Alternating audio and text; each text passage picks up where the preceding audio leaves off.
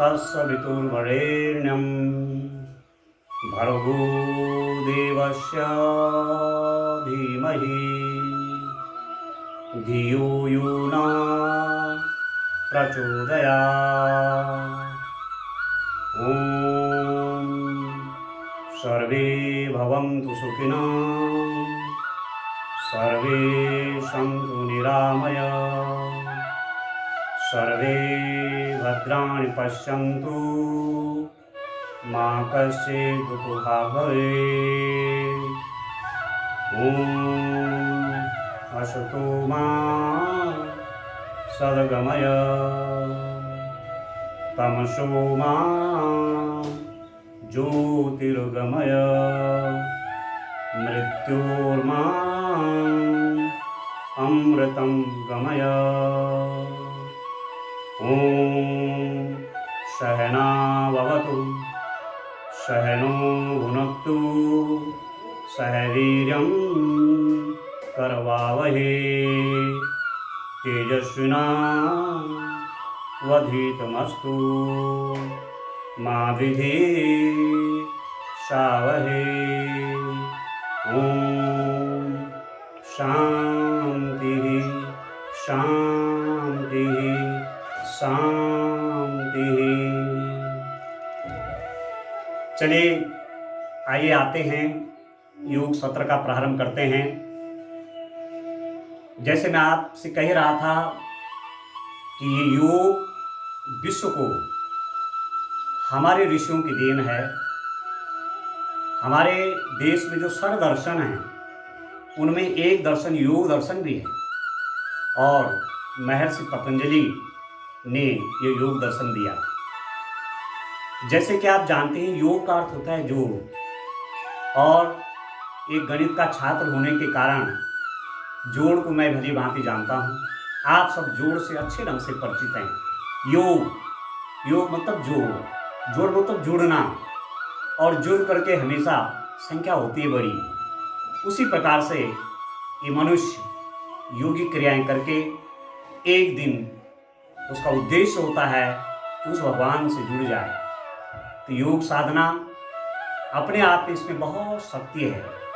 तन और मन हमारा स्वस्थ रहता है, चित्त स्वस्थ है, शरीर स्वस्थ है, तो हर प्रकार के काम हम आसानी से कर पाते हैं। महर्षि पतंजलि ने अष्टांग योग के बारे में बताया। अष्टांग योग के बारे में महर्षि पतंजलि ने हमें बताया। और क्या है अष्टांग योग, ये आप सब पहले से भी जानते हैं। यम 8 भाग है योग के। यम, नियम, आसन, प्राणायाम, प्रत्याहार, धारणा, ध्यान और समाधि। हमारे संस्कृति में अंत में हर व्यक्ति की इच्छा होती है कि वो समाधि की ओर जाए। तो आइए चलिए योगिक क्रियाएं प्रारंभ करते हैं। इन योगिक क्रियाओं से व्यक्ति भगवान से तो जुड़ता ही है, साथ साथ हमारा तन और मन स्वस्थ होता है। और आज आप जानते हैं इस कोरोना का जो समय चल रहा है, इसमें तन का मन का स्वस्थ होना कितना आवश्यक है। तो मैं जैसे कि योग जो है, आसन और प्राणायाम, ये 2 चीज़ें इसमें मुख्य होती हैं। आसनों पे बाद में आऊँगा। प्रथम मैं प्राणायाम लेता हूँ, प्राणायाम से प्रारंभ करता हूँ। प्राण, हमारे यहाँ संस्कृत में प्राणवायु को कहा गया है, हवा, ऑक्सीजन। और प्राणायाम में हम श्वासों की क्रियाएं तो करते हैं। तो प्रारंभ करते हैं भस्त्रिका प्राणायाम से। क्या है भस्त्रिका प्राणायाम? आप अपनी जगह पर बैठ करके इस प्राणायाम का अभ्यास करेंगे। देखिए, मुद्रा का बड़ा महत्व है। यदि हम ऐसे घर में मुंह लटका के बैठ जाएं तो हर आदमी हमें पूछता है कि क्या बात हो गया, सब ठीक तो है?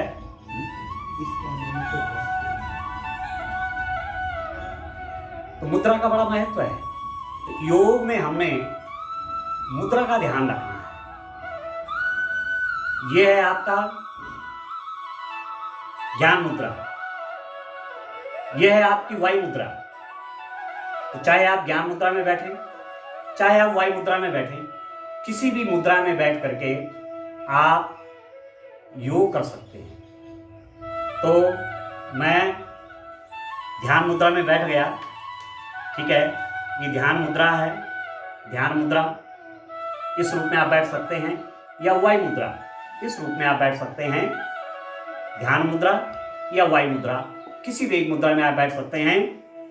प्राणायाम के लिए आसन का बड़ा महत्व है। आसन मतलब जैसे मैं बैठा हूं, तो आप सिद्धासन में बैठ सकते हैं, आप सुखासन में बैठ सकते हैं, आप पद्मासन में बैठ सकते हैं। सिद्धासन कैसे लगता है? सिद्धासन लगने का एक तरीका है। ये हमारा बायां पांव है, बायां पांव नीचे रहेगा और दायां उसके ऊपर आएगा, यूं ऐसे पिंडली से पिंडली मिली हुई, इस टाइप से। ये सिद्धासन। सिद्धासन में बैठ करके योगाभ्यास किया जा सकता है, या पद्मासन में बैठ करके आप योग का अभ्यास कर सकते हैं। पद्मासन में क्या है? दाएं पांव को उठा करके पेट के इस तरफ बाएं ओर लगाया और बाएं पांव को उठा करके पेट के दाएं ओर लगाया। ये जो अवस्था हमारी है, ये पद्मासन की अवस्था है। इसमें बैठ करके आप योग कर सकते हैं।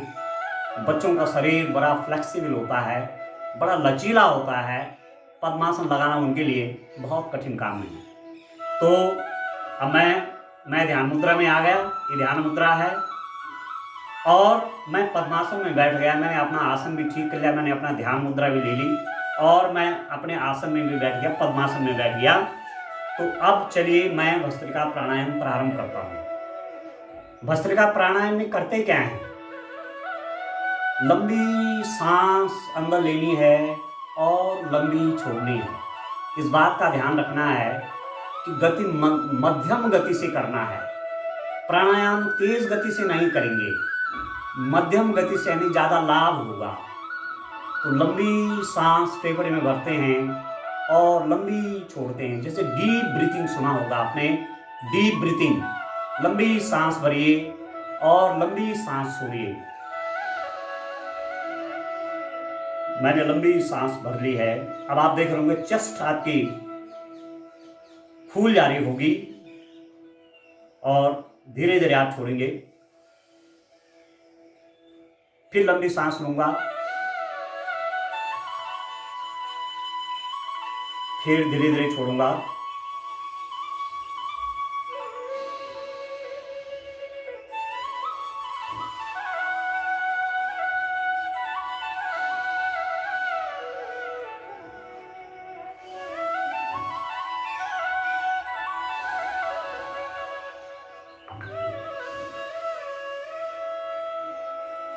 लंबी लंबी सांसें भर रहे हैं, लंबी लंबी सांसें छोड़ रहे हैं।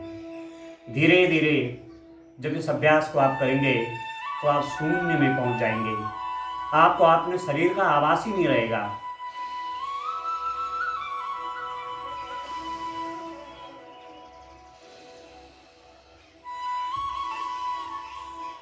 तो ये प्राणायाम है हमारा भस्त्रिका प्राणायाम। प्रतिदिन आप 1 मिनट भस्त्रिका प्राणायाम का अभ्यास करेंगे। अब मैं आता हूँ कपाल भाती प्राणायाम।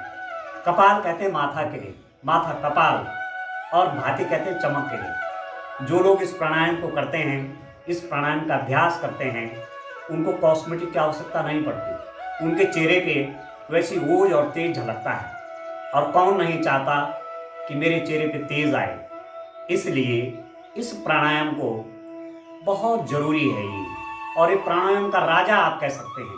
तो इसका अभ्यास करेंगे कैसे? कपालभाति प्राणायाम में नाक से हम सांस को बाहर छोड़ते हैं तेजी से। नाक से सांस को बाहर छोड़ना है तेजी से, अंदर नहीं लेना, अंदर अपने आप चली जाएगी। जैसे मैं केवल छोड़ रहा हूं, मैं केवल छोड़ रहा हूं, सांस मेरे अंदर अपने आप जाएगी, अंदर नहीं लेना। ऐसा नहीं करना है, ऐसा नहीं करना है, छोड़ना है।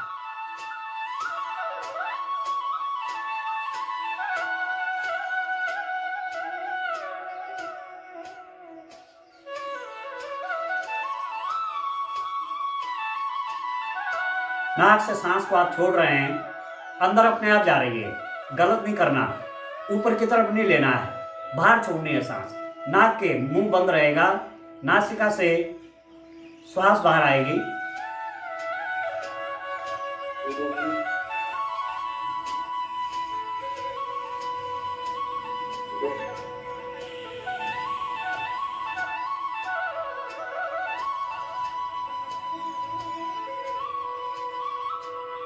करते रहिए आप कपालभाति प्राणायाम।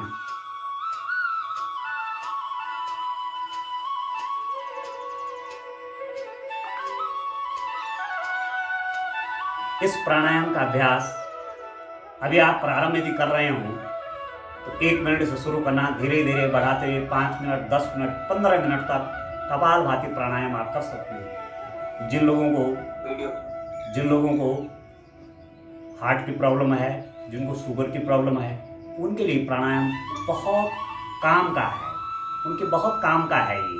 और वैसे तो सभी के लिए है।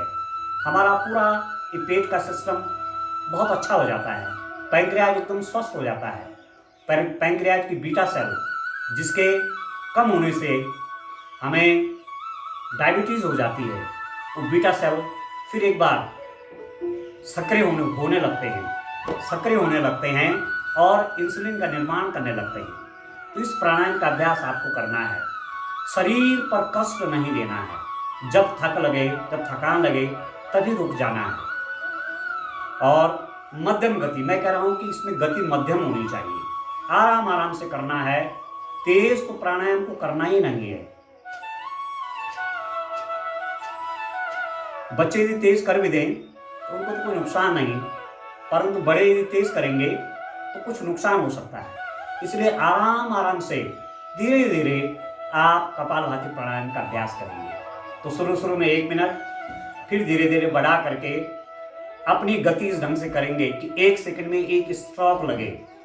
तो धीरे धीरे बढ़ा करके 5 मिनट, फिर 10 मिनट, फिर 15 मिनट। जो गंभीर रोगों से ग्रस्त लोग हैं 15-15 मिनट बीच में रेस्ट लेते हुए जब इस प्राणायाम का अभ्यास करते हैं तो रोग और व्याधियों से मुक्त हो जाते हैं। अब मैं आता हूं अनुलोम विलोम प्राणायाम की ओर। कपालभाति के बाद अनुलोम विलोम प्राणायाम थोड़ा समझना है। प्राणायाम करते समय स्थिति गलत ना हो जाए तो कैसे अनुलोम विलोम प्राणायाम करेंगे हम? देखिए, ये हमारा अंगूठा है, ये बीच की 2 उंगलियां हैं, इससे मैं अपना दाएं नाक को बंद करूंगा, ठीक है, राइट नोस्ट्रल, इसको मैं बंद करूंगा और बाएं से सांस लूंगा। अब जैसा जैसा मैं आपसे कह रहा हूं आप ऐसे ऐसे करते जाइए। मैं क्या करूंगा, आप दाएं हाथ के अंगूठे से अपनी ये दाएं नाक बंद करेंगे और बाएं से धीरे धीरे लंबी सांस लेंगे। अब जब मैंने पूरी सांस भर लिया, इसके बाद जो मेरी 2 उंगलियां हैं इससे मैं बाएं नाक बंद करूंगा और दाएं से मैं उस श्वास को बाहर निकालूंगा। दाएं से जब श्वास बाहर निकल गई तो उसी से मैंने ऊपर भी लेना है। श्वास भर गई, फिर मैंने बायां बंद कर दिया, फिर मैंने दायां नोस्ट्रल बंद कर दिया और बाएं से मैं छोड़ूंगा। बाएं से श्वास बाहर आ गई, फिर बाएं से ऊपर लूंगा, फिर बाएं नोस्ट्रल बंद कर देंगे, दाएं से सांस को बाहर छोड़ेंगे, फिर दाएं से ही ऊपर लेंगे,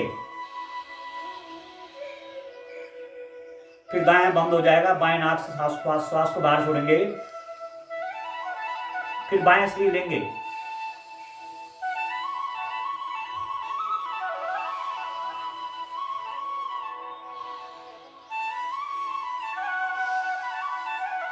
इस प्राणायाम में एक ध्यान आपने ये रखना है कि जिस नोस्ट्रल से, जिस नाक से आप सांस को छोड़ेंगे उसी से ही ऊपर लेनी है। जिस नोस्ट्रल से आपने सांस को छोड़ा है उसी से ऊपर भी लेनी है। ये आप ध्यान रखेंगे। एक बार फिर आप देखिए, दाएं अंगूठे से मैंने दाएं नाक बंद कर दी, बाएं से सांस ली, फिर मैं बाएं को बंद कर दूंगा और दाएं से छोड़ूंगा। अब दाएं से मैंने छोड़ी तो दाएं से ही मैंने अंदर ले लिया है।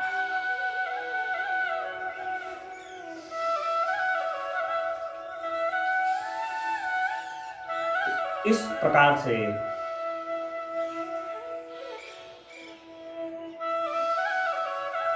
ये प्राणायाम, ये बड़ा महत्व प्राणायाम, बहुत ही महत्वपूर्ण प्राणायाम है। इससे हमारे शरीर की नस नाड़ियां का एकदम शुद्धिकरण हो जाता है।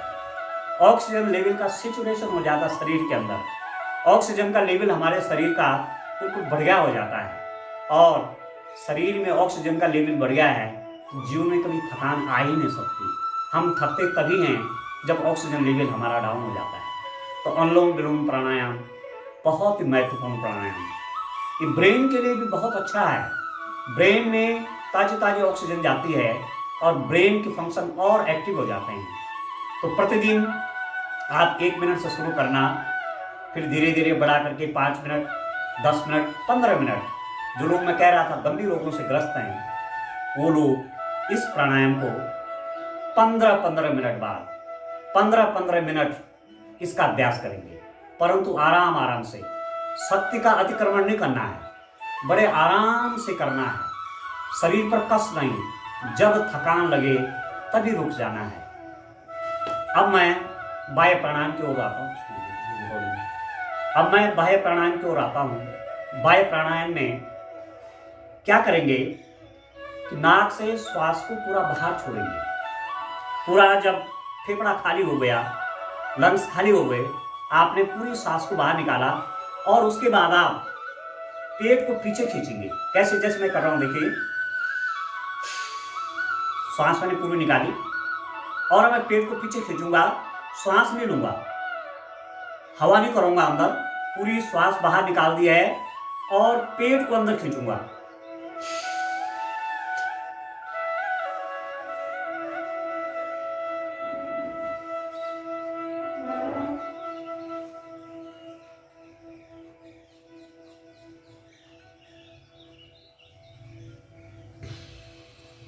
फिर कुछ देर उस स्थिति में रहेंगे। एक बार फिर देखिए, श्वास को पूरा बाहर छोड़ा, पूरा छोड़ दिया, नाक से छोड़ने सांस बाहर। वीडियो को जरा ठीक करो, जरा वीडियो साफ नहीं दिख रहा आपका चेहरा, वीडियो नहीं दिख रहा सर, बच्चे वीडियो नहीं दिख रहा आपका। ठीक है, अब ये वीडियो मैं YouTube में भी अपलोड कर दूंगा तो बहुत स्पष्ट नजर आ जाएगा। ठीक दिख रहा दोनों? Okay sir, okay. हाँ, तो बाह्य प्राणायाम कैसे करेंगे? मैं कह रहा हूं, नाक से पूरी श्वास को बाहर निकाल लेंगे और पेट को अंदर खींचेंगे। पेट को अंदर खींच करके पेट अंदर चला जाएगा और कुछ देर वैसे रोकेंगे, सांस को रोके हुए। कैसे? श्वास पूरी बाहर आ गई,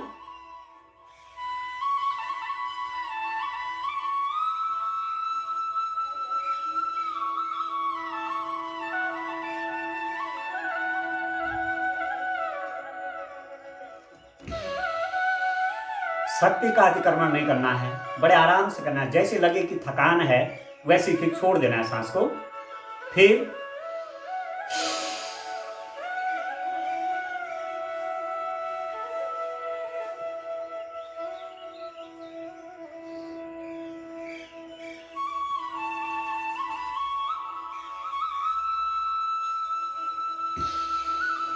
तो बाह्य प्राणायाम को आप प्रतिदिन 5 बार कर सकते हैं।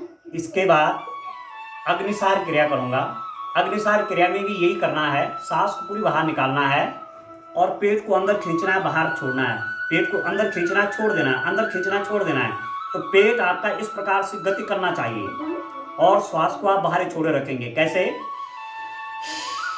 श्वास पूरी बाहर निकाली,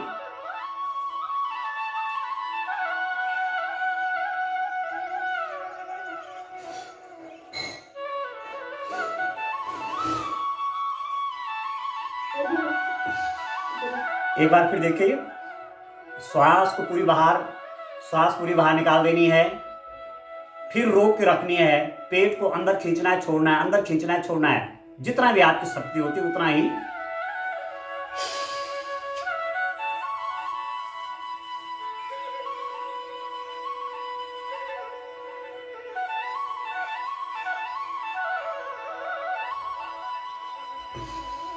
ये हुआ आपका अग्निसार क्रिया। पेट की आंतों का भी व्यायाम हो जाता है। बाहर से हम बहुत एक्सरसाइज करते हैं, प्रतिदिन एक्सरसाइज करते हैं केवल बाहरी शरीर का। अंदर के लिए हम क्या करते हैं? प्राणायाम से हमारे आंतरिक अंगों का व्यायाम हो जाता है। और जैसे मैं कह रहा हूँ, ये अग्निसार क्रिया, ये वायु प्राणायाम से हमारे आंतों का, इंटेस्टाइन का सब व्यायाम हो जाता है। अब मैं आता हूँ भ्रामरी प्राणायाम की ओर। भ्रामरी प्राणायाम में देखिए, ये 3 उंगलियां और एक उंगली ऐसे कर देना। हाथ को इस रूप में आप कर देंगे, 3 उंगलियां और एक उंगली अलग और अंगूठा अलग। ये जो 3 उंगलियां हैं मैं आंख की जड़ में रखूंगा। तेज नहीं दबाना, बड़े आराम से आंख बंद करनी है और आराम से ऐसे रख देना है जड़ में यूं। और ये जो उंगली है ये मेरे माथे में चली जाएगी। और ये जो अंगूठा है इससे मेरे कान बंद होंगे, इससे मेरे कान बंद हो जाएंगे। इससे मैं अपने कान बंद करूंगा। देखिए, ये मैंने रख दिया आंख की जड़ में, ये 3 उंगलियां, एक उंगली मेरे माथे में चली गई, ये आप देख रहे होंगे। और इन दोनों अंगूठों से मैं अपने कान बंद कर दूंगा और अंदर पूरी श्वास भर करके मैं नाक से ओम का उच्चारण करूंगा। ओम। जब पृथ्वी नहीं थी तो क्या था? ये ओम शब्द ही तो था। इस ओम में सब कुछ है। अ उ म सब कुछ है। सृजन भी है, पालन भी है और संहार भी है। सब कुछ यही ओम है। तो ओंकार का जाप करेंगे। ये 3 उंगलियां हमारे आंखों की जड़ में रहेंगी, ये उंगली माथे में रहेगी और कान ऐसे बंद रहेंगे और मुंह भी बंद रहेगा। केवल नाक से सांस छोड़ेंगे और ध्यान करेंगे कि मैं ओम कह रहा हूं। जैसे भौरा होता है ना, भौरा, इस प्राणायाम को कहते हैं भ्रामरी। भ्रामरी मतलब भौरा। जैसे भौरा गुंजन करता है उसी रूप में हम गुंजन करेंगे। तो देखिए,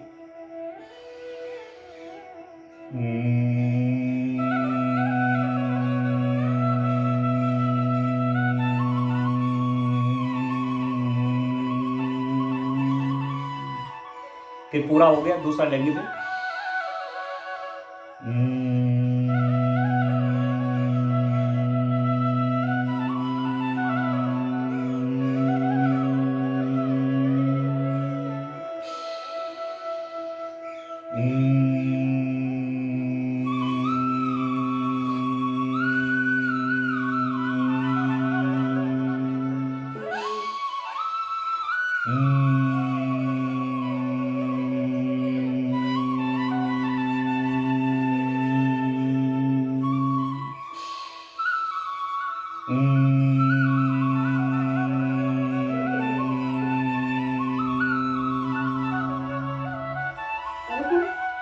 पांच बार प्रतिदिन आप इसको करें। इससे हमारे मस्तिष्क में एक सेंसेशन, एक वाइब्रेशन पैदा होता है और ब्रेन सेल्स जो हैं वो एक्टिवेट हो जाते हैं, उनका व्यायाम हो जाता है। तो इसे कहते हैं भ्रामरी प्राणायाम। 5 बार आप प्रतिदिन करेंगे। उसके बाद उद्गीत प्राणायाम में अब हमने नासिका से ओम बोला था, नासिका से ओम का उच्चारण किया था। अब मुंह से हम ओम का उच्चारण करेंगे। पूरी श्वास अंदर भर करके मेरे साथ आप ओम का जप करेंगे। ओ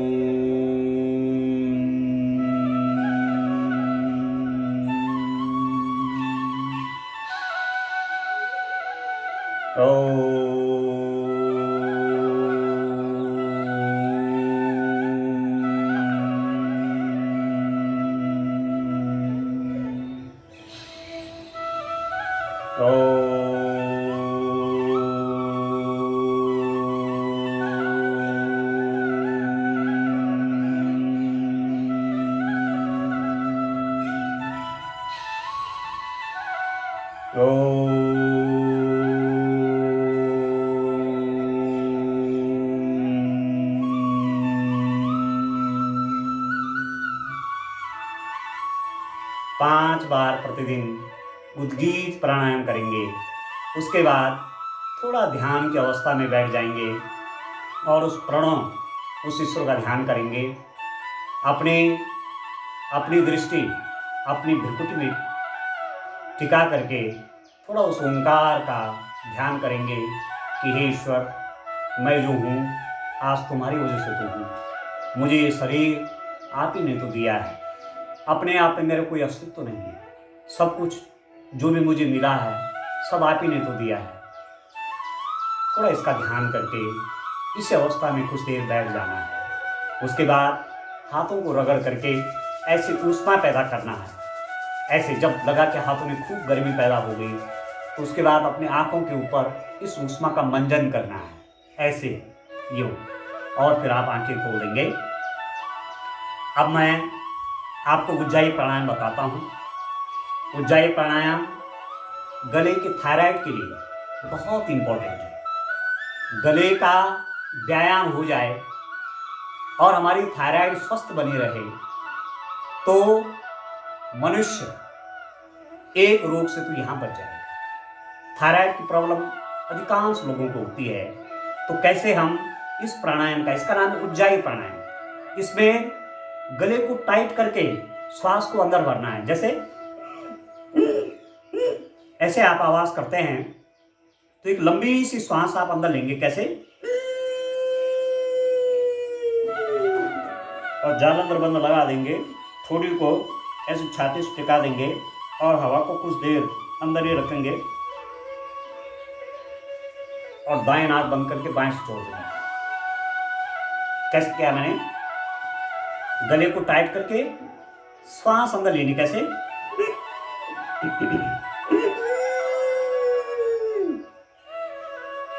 और जाल अंदर बंद लगा देंगे ठोड़ी को छाती से। और कुछ देर इसी अवस्था में रहेंगे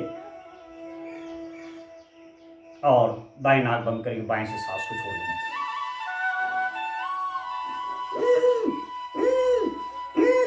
आप ऐसा भी कर सकते हैं शुरू में।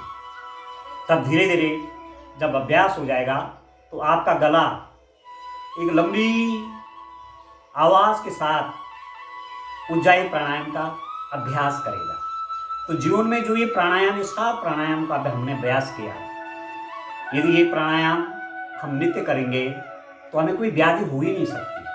और यदि कोई रोग है तो धीरे धीरे उस रोग का भी शमन हो जाएगा। अब मैं सूक्ष्म व्यायाम की ओर आता हूँ, क्योंकि प्राणायाम के बाद सूक्ष्म व्यायाम और सूक्ष्म व्यायाम के बाद मैं कुछ आसन भी आपको बताऊंगा, क्योंकि योग आसन और प्राणायाम से बना है। तो प्राणायाम तो हमने सीख लिए और फिर हम तब आसनों की ओर चलेंगे। पर कुछ सूक्ष्म व्यायाम मैं आपको बताता हूँ। देखिए, सबसे पहले आप इस रूप में बैठ जाएंगे, पाँव ऐसा लंबा करके, पाँव लंबा करके ऐसे बैठ जाएंगे और पाँव को ऐसे हिलाएंगे आप। ये एड़ी, ये एड़ी ऐसे इस रूप में ऐसे हिलाएंगे। फिर ऐसे मिला करके फिर उसको ऐसे घुमाएंगे 360 डिग्री का कोण। गणित में आपको पढ़ाया है 360 डिग्री मतलब एक पूरा चक्कर ऐसे, यूं ऐसे, एंटी क्लॉकवाइज और क्लॉकवाइज दोनों डायरेक्शन में यूं ऐसे, और पाँव पीछे की ओर खींचेंगे ऐसे ऐसे। तो ये बड़ा अच्छा अभ्यास हो जाएगा हमारे पाँव का। ठीक है? ये इसके बाद बटरफ्लाई करेंगे। बटरफ्लाई में दोनों पाँव ऐसे, ये ऐसे मिला दिए, एड़ी और पंजा यूं मिल गया। इस रूप में दोनों हाथों को यूं इंटरलॉक करके ऐसे और ऐसे लगाएंगे आगे, पाँव के आगे, और जैसे तितली करती है, ये इसको बोलते हैं बटरफ्लाई। है ये तितली की तरह ही। तो यहाँ से हमारी जंघाएं बड़ी स्वस्थ हो जाती है इससे, ऐसे करके। और पाँव आपकी जमीन तक आनी चाहिए। बच्चे भी हैं जुड़े हुए, बच्चे भी जुड़े हैं हमारे, तो पाँव आपके ऐसे जमीन तक टिकनी चाहिए। पर जबरदस्ती नहीं, धीरे धीरे करके अच्छी प्रैक्टिस आपकी हो जाएगी। बहुत अच्छा आभास होता है, फीलिंग होती है इस सूक्ष्म व्यायाम करके। उसके बाद हाथों का व्यायाम, हाथों के एक्सरसाइज के लिए ऐसे हाथ यूं, ऐसे कंधे तक यूं, इस रूप में। इस सूक्ष्म व्यायाम में मैं आसन की तैयारी कर रहा हूं आगे, फिर हम आसन करेंगे। ये सूक्ष्म व्यायाम इस रूप में आप करें, ऐसे ऐसे। फिर क्या करेंगे, फिर ऐसे घुमाए, ऐसे। ये बड़ा शून्य बनाइए यूं, ये बड़ा शून्य बनाइए।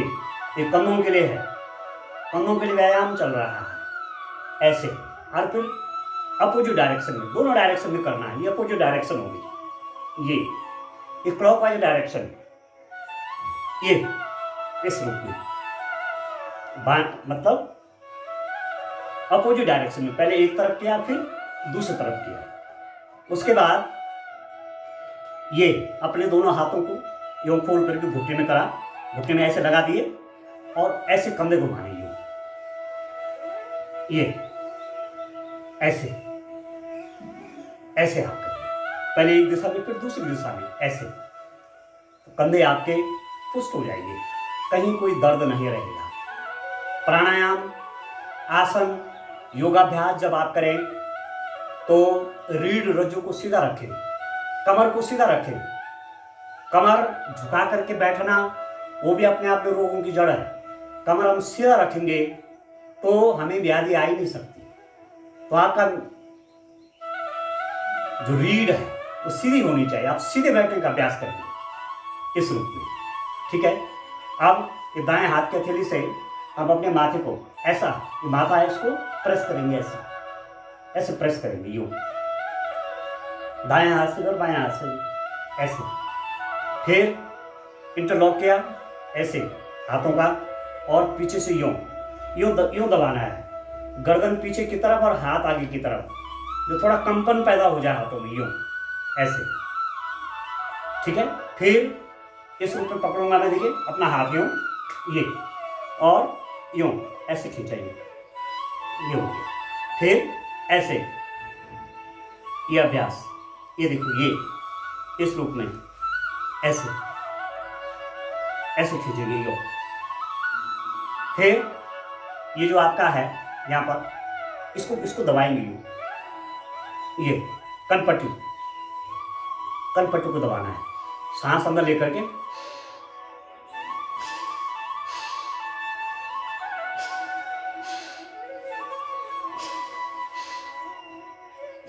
ये सूक्ष्म व्यायाम हुए। प्रतिदिन ही हम ये जरूर करें, क्योंकि आजकल लॉकडाउन में घर से बाहर जा नहीं सकते, बच्चे खेलने जा नहीं सकते, तो घर में ये अभ्यास आप करें। अब मैं आता हूँ आसनों की ओर बढ़ता हूँ। देखिए, महर्षि पतंजलि ने कहा है, योग चित्त वृत्ति निरोधः। योग करने से हमारा चित्त शांत हो जाता है, और ये मन ही तो है, चित्त ही तो है। आज जो कामयाबी की दुनिया में बहुत ऊंचे पहुंचे हैं, उनका चित्त स्थिर रहा है। चित्त स्थिर होना बहुत जरूरी है। जिनका मन भटकता है, जिनका मन घूमता रहता है, बच्चे पढ़ाई पर बैठते हैं, पढ़ने में ध्यान नहीं, बैठ तो बहुत जाते हैं पर मन घूम रहा है, मन विचलित है, ठीक है। योग करने से हमारा मन स्थिर हो जाता है, स्थिर हो जाता है। उसे योग चित्त वृत्ति निरोध, हमारे जो चित्त की गति है उसको शांत कर देता है। और महाभारत के युद्ध में, कुरुक्षेत्र के मैदान में जब अर्जुन को मोह हो गया था, तो भगवान उनके सखा थे, भगवान से पूछा, चंचलम हिमना कृष्ण प्रमाथी बलभद्रम तस्याहम निग्रहम मन्ये वायुर्सुदुष्करम। हे भगवान, हे कृष्ण, मेरा मन बड़ा चंचल है, ये तो कहीं लग ही नहीं रहा है, ये तो इस युद्ध भूमि पर टिक ही नहीं रहा है, मैं इसको कैसे नियंत्रित करूं? इसकी गति वायु की गति से भी तेज है। आप जानते हैं, यक्ष ने जब धर्मराज युधिष्ठिर से पूछा था कि किसकी गति सबसे तेज है, तो उन्होंने कहा था मन की गति बहुत तेज है, तो इसकी गति को कैसे शांत करें? भगवान से पूछ लिया था कृष्ण ने, तो भगवान ने उत्तर दिया था, असंशय महाबाहो मनो दुर्निग्रहम चलम अभ्यासेन तो कौन्तेय वैराग्येन च गृह्यते। हे अर्जुन, तुम्हारा जो शंका है, तुम्हारा जो प्रश्न है वो वाजिब है। ये मन बड़ा चंचल है, इसको नियंत्रण किया जा सकता है। कैसे? अभ्यास करने से और वैराग्य, विषयों के प्रति मोह आप छोड़ेंगे तो आपका मन स्थिर हो जाएगा। और वही महर्षि पतंजलि ने भी कहा, योग चित्त वृत्ति निरोधः। हम योग इसलिए करें कि हमारा चित्त शांत हो जाए। और जिन बच्चों का मन शांत होता है, चित्त ज़्यादा भटकता नहीं है, वो अपने विषय के प्रति बहुत कंसंट्रेट हो जाते हैं और एग्ज़ाम में बहुत अच्छे मार्क्स भी आते हैं और जीवन में बहुत तरक्की करते हैं। तो ये आपको ध्यान रखना है कि योगाभ्यास आप प्रतिदिन करेंगे।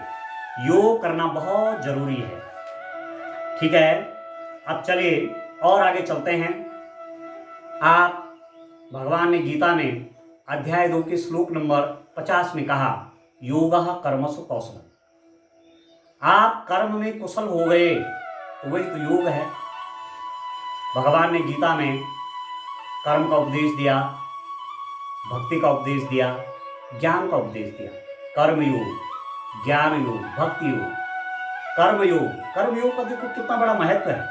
अथर्ववेद में भी कहा गया है, कृतम में दक्षिणे हस्ते जयो में सभ्य आहि। कृतकार्य मेरे दाएं हाथ में हो तो सफलता मेरे बाएं हाथ में होती है। इन भुजाओं में शक्ति है। आप परिश्रम करेंगे, मेहनत करेंगे तो जो चाहो वो मिलेगा। ये तो हमारे वेदों में भी कहा गया है। इसलिए आओ चलो योगाभ्यास का और आगे करते हैं। देखिए, शरीर स्वस्थ रहेगा तभी सब कुछ हो पाएगा। शरीर माध्यम खलो धर्म साधन। शरीर में व्याधियां हैं, शरीर दर्द से करा रहा है, क्या उपकार हो पाएगा? अपना भी काम नहीं कर पाएंगे, दूसरे की सेवा तो बहुत बड़ी दूर की बात है। तो शरीर अच्छा करना है, उसके लिए योग और प्राणायाम का सहारा लेना है। तो चलिए अब मैं कुछ आसनों की ओर आता हूँ। सबसे पहले मैं वज्रासन में बैठता हूँ। वज्रासन में आप कैसे बैठेंगे? ये वज्रासन है, ऐसे देखिए, यूँ पहले ऐसे घुटने बैठ जाइए यूँ, और उसके बाद ऐसे पीछे इस रूप में आप देख रहे होंगे इसको, ऐसे यूँ करके यूँ, और इसके ऊपर आप ऐसे बैठ जाएंगे। ये वज्रासन का पोज है। तो वज्रासन में बैठना है। और कब बैठना है? ये एक ऐसा आसन है जो भोजन के बाद करना चाहिए। भोजन कर लिया, अब आप कुछ देर ऐसे वज्रासन में बैठ जाइए। भोजन का आराम से पाचन हो जाता है। हमारे ऋषियों ने वो रिसर्च कर रखी है कि हर चीज़ हमारे लिए, हमारे शरीर के लिए क्या उत्तम है, उत्तम से उत्तम बातें कहेंगी। तो वज्रासन आप समझ गए होंगे किस रूप में मैं बैठा हूँ। ये वज्रासन, आसानी से आप इस आसन का अभ्यास कर सकते हैं। और जब भोजन किया कुछ देर बैठे। ठीक है, अब मैं आऊँगा सबसे इंपॉर्टेंट आसन की ओर। यह है मंडूक आसन। मंडूक आसन डायबिटीज के इलाज के लिए बहुत कारगर है। हमारे शरीर में पैंक्रियास, अग्नाशय में बीटा सेल होती है। वो बीटा सेल इंसुलिन का सिक्रेशन करती है, इंसुलिन हार्मोन निकालती है। जब वो बीटा सेल हमारी डिके हो जाती हैं, कमजोर पड़ जाती हैं, नष्ट हो जाती हैं, तो इंसुलिन बनना शरीर में कम हो जाता है। और कुछ लोगों का तो इंसुलिन पूर्ण रूप से बंद ही हो जाता है। उसे टाइप 1 डायबिटीज़ कहते हैं। जिसके शरीर में इंसुलिन बनता ही नहीं है वो टाइप 1 डायबिटीज़ है, और जिनके कम बनता है वो टाइप 2 डायबिटीज़ है। तो आज दुनिया की बहुत बड़ा प्रतिशत इस शुगर की बीमारी, जिसे मधुमेह रोग कहते हैं, डायबिटीज, इससे ग्रसित है। मंडूक आसन का प्रतिदिन अभ्यास करें, कभी शुगर हो ही नहीं सकता। और जिनको शुगर है, धीरे धीरे बीटा सेल में एक्टिवेट होती हैं। और इस आसन को करने से हमारा जो पैंक्रियाज है, जो इंसुलिन हार्मोन निकालता है, उस पर दबाव पड़ता है, प्रेशर पड़ता है, और उसके दबने से भी कुछ इंसुलिन जो उसके अंदर रहता है वो भी बाहर निकलता है और हमारी ब्लड में मिल करके माइटोकॉन्ड्रिया तक पहुंचता है। तो ये चीज़ है। तो कैसे करेंगे? देखिए, इस रूप में बैठ जाऊंगा, ये आप देख रहे होंगे। इस रूप में आप बैठेंगे यूँ, ऐसे ऐसे, ठीक है। इस टाइप में बैठ करके आप क्या करेंगे? मंडूक आसन बहुत इंपॉर्टेंट है, सबको करना है। यूँ दोनों मुट्ठी ऐसे बंद करके यूं दोनों मुट्ठी मैंने बंद कर दी, यूं यूं यूं, सांस बाहर निकाल दिया। सांस मैंने जब पूरी बाहर निकाल दी तब मुझे आगे झुकना है, ऐसे। गर्दन है वो सीधी, गर्दन नहीं झुकानी, गर्दन ऐसे सीधे रखे। अब पेट को जितना नीचे ला सकते हैं लाइए, ऐसे यूं, ऐसे कुछ देर रहिए। यहां पर आप श्वास ले सकते हैं। वैसे कहा तो ये गया है कि श्वास रोक के रखनी चाहिए, परंतु आप ले सकते हैं, ऐसा नहीं है। नहीं तो ज्यादा देर आप इसमें टिक ही नहीं पाएंगे। सांस पूरी ले ली, फिर छोड़ी, फिर ऐसे पेट दब गया, यूं, ऐसे ऐसे। ये नौली है ना, नौली, नौली के दोनों तरफ रखने हैं, ऐसे, ये मुट्ठी। ये है मंडूकासन का फर्स्ट पोज, पहला पोज है ये मंडूकासन। तो इसको करिए आप प्रतिदिन 5 से 11 बार करिए। फिर दूसरा पोज है मंडूकासन का, ये हथेली है, एक हथेली के ऊपर दूसरी यूं, जो हमारी नाभि है उसके ऊपर यूं रख करके फिर श्वास बाहर छोड़ेंगे, यूं, ये श्वास बाहर छोड़ करके गर्दन ऐसे ऊपर रहेगी, यूं। पैंक्रियाज की बीटा सेल एक्टिवेट होती है। फिर पहले मैंने बायां हाथ ऐसे रखा था, उसके ऊपर दायां हाथ रखा था। अब मैं दायां हाथ नीचे रखूंगा और उसके ऊपर बायां हाथ रखूंगा, यूं, ऐसे,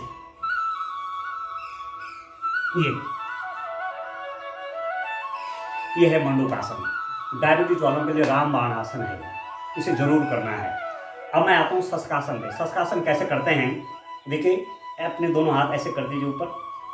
बच्चे मेरे साथ अभ्यास करते रहें, ऐसे आप कर दें और श्वास को बाहर निकाल करके ऐसे, और माथे को जमीन पर टिका देंगे, ऐसे,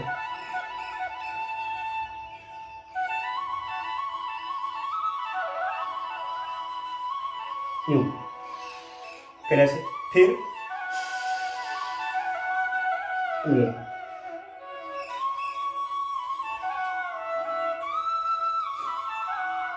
ऐसे।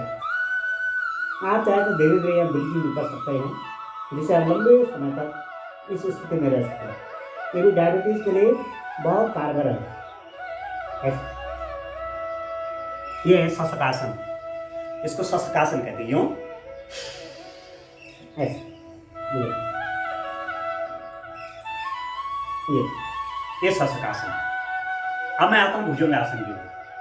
भुजंगासन में बहुत कामयाब है। रीढ़ की हड्डी, अक्सर लोगों को आपने सुना होगा कि मेरे कमर में दर्द हो रहा है, ये रीढ़ की हड्डी का बहुत बड़ा इलाज है। अब आप देखिए मैं कैसे करता हूँ भुजंगासन। देखिए बच्चे ध्यान से, ऐसे ऐसे लेट जाएंगे पेट के बल, और पेट के बल लेट जाएंगे और अपने दोनों हथेलियों को ऐसे ऐसे यूं ऐसे रख देंगे साइड में, और तब करेंगे सांस पूरी ऊपर लेकर के ऐसे आगे खड़े हो जाएंगे, यूं। ऊपर ऊपर आते समय सांस लेनी है ऊपर, और नीचे जाते समय सांस नीचे छोड़नी है।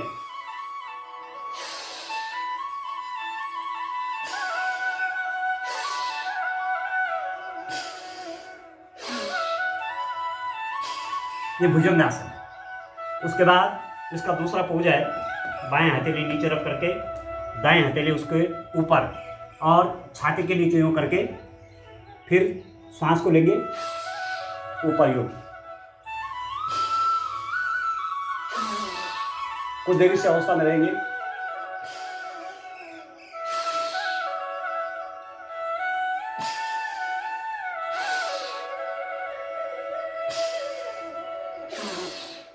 ये भुजंगासन का दूसरा पोज है। कमर बिल्कुल सीधी हो जाती है, सही हो जाती है, रीढ़ की हड्डी का बड़ा अच्छा अभ्यास हो जाता है। कुछ देर रिलैक्सेशन के लिए, आराम के लिए आप ऐसे ठोड़ी को इस रूप पे रखें और पीछे अपने पाँव एक एक करके ऐसे करिए। आराम में हो जाएगा और पाँव का व्यायाम भी हो जाएगा। पहले एक एक पाँव से और फिर दोनों पाँवों से यूं, फिर दोनों पाँवों से ऐसे यूं, ऐसे। अब मैं इसी पोज में शलवासन आपको बताता हूं। शलवासन में क्या करेंगे, आप ऐसे लेटे में एक हाथ से अपनी जंघा के नीचे रखेंगे और दूसरे हाथ को भी यूं जंघा के नीचे यूं, फिर एक एक पाँव करके उठाएंगे यूं यूं, फिर इसे बोलते हैं शलवासन। ये ऐसे इस रूप में यूं, ऐसे यूं करेंगे शलवासन। ठीक है, ये शलवासन का पोज है। ठीक है, अब मैं करूंगा उत्तान पाद आसन। ये बड़ा इंपॉर्टेंट है, बड़ा अच्छा है, करना चाहिए प्रतिदिन। क्या करेंगे, ऐसे लेट गए, दोनों हथेलियों को ऐसे जमीन में ऐसे शरीर के बगल पर, और अपने पाँव को 30 डिग्री उठाएंगे यूं, 30 डिग्री के कोण पे कुछ देर ऐसे रोके रखेंगे।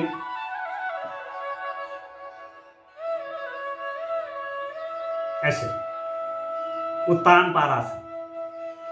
ये फिर लगभग 30 डिग्री के कोण पे यूं पाँव को उठाए देंगे।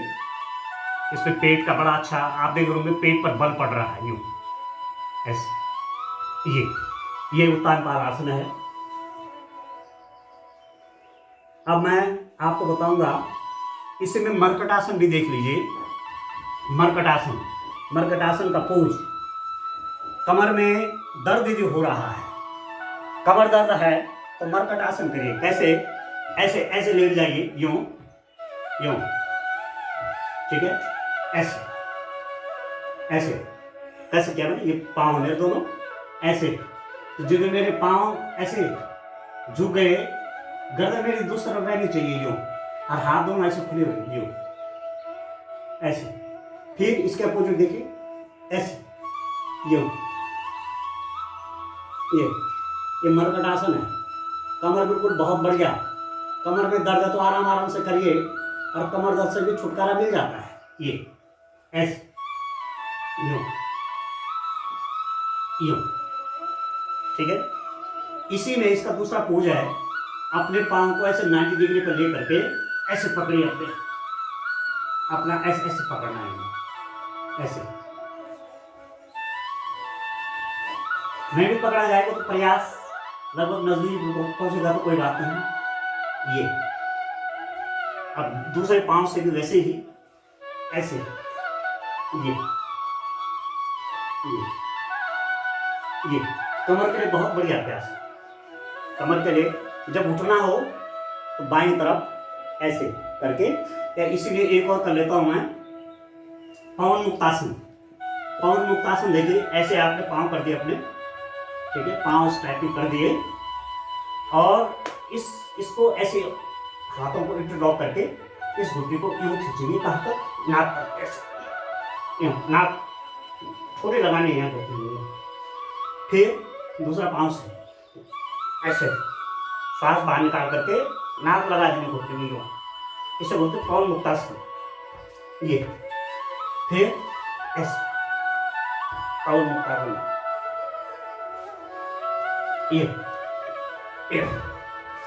पहले एक एक पाँव से, फिर दोनों पाँव को यूं, ऐसे ये, और फिर उसके बाद बाएं करवट लेकर के बैठ जाना है। ठीक है, अब 2-3 आसन और करूंगा। अब ऐसे देखिए, यूं ऐसे कर देंगे इस रूप में। एक पाँव आपका लंबा ही रहेगा, दूसरा यूं उसके बगल में ऐसे करके यहां से हाथ निकालेंगे यूं, ऐसे ऐसे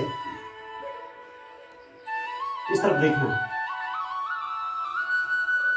ये फिर दूसरे से दूसरा पाँव लंबा उसके बगल में ये, और ऐसे यूं, ऐसे ऐसे। पेट बिल्कुल निचुड़ जाता है, ऐसे इस रूप में करेंगे। ये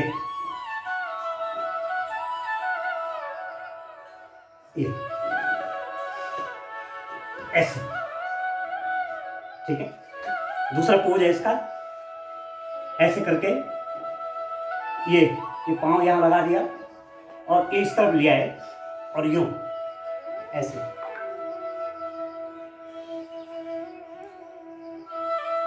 फिर इसको पांव ऊपर इसके नीचे और ये यहां कर दिया, दूसरा हाथ ऐसे, ये इसी में तीसरा अभ्यास है कि पांव यहां लगा दिया नीचे और दूसरा पांव इसके ऊपर आ गया और ऐसे देखिए यूं ऐसे, ये इस रूप में। ये बहुत कारगर है, पीठ के लिए बहुत बढ़िया आसन। यूं एकदम रीढ़ रज्जु सीधी रखनी है, मेरुदंड एकदम सीधा ऐसे,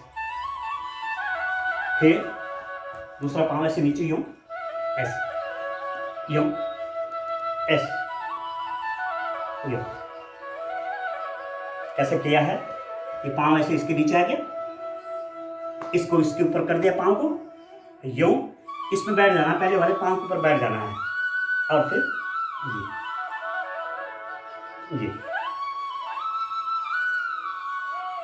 ये आपके अभ्यास है, बड़े काम के हैं, शरीर को स्वस्थ करना है, ठीक है। ये चीज़ें करनी बहुत जरूरी है। और जब भी हम प्राणायाम का आसनों का समाप्ति करें तो थोड़ा शवासन में लेट जाना चाहिए। शवासन में लेटने का तरीका है, आप लेट गए ऐसे यूं, दोनों हाथ आपने बगल में रख दिए और धीरे धीरे अपने सांसों पर ध्यान करना है। धीरे धीरे सांस ले रहे हैं और श्वासों का ध्यान कर रहे हैं और कल्पना करनी है, अपने मन में सोचना है कि मुझे बीमारी कभी हो ही नहीं सकती और यदि मेरे शरीर में बीमारी है तो धीरे धीरे चली जाएंगी और मैं पूर्ण स्वस्थ हो जाऊंगा। धीरे धीरे अपने ध्यान को अपने श्वासों पर टिकाना। मेरी सांस अंदर जा रही है, बाहर जा रही है, अंदर जा रही है, बाहर आ रही है, अंदर जा रही है, बाहर आ रही है। धीरे धीरे आप करेंगे। कुछ लोगों को तो शवासन में नींद ही आ जाती है। इस रूप में अंत में शवासन का अभ्यास कर देना चाहिए और अपने आँखों पर हाथों का मंजन गरम गरम ऐसे लगा करके बाईं तरफ आप उठ करके बैठ जाएंगे। तो हमने आसन, प्राणायाम, सूक्ष्म व्यायाम प्रतिदिन इतना कर लेते हैं तो सब व्याधियों से हम मुक्त हो जाते हैं। तो अब धीरे धीरे समाप्ति की ओर चलेंगे। ओम जो शांतिरंतरिक्ष शांति, पृथ्वी शांतिरापः शांतिरोषधय शांति, वनस्पतय शांतिर्विश्वदेवः शांति ब्रह्म शांति, सर्वं शांति शांतिरेव शांति, सामा शांतिरिति। ओम शांति शांति शांति। ओम पूर्णमदः पूर्णमिदं पूर्णात् पूर्णमुदच्यते पूर्णस्य पूर्णमादाय पूर्णमेवावशिष्यते। ओम शांति शांति शांति। एक बात और कह दूं, जब आप उठ जाते हैं तो उठने पर तुरंत एक गिलास पानी पीना है।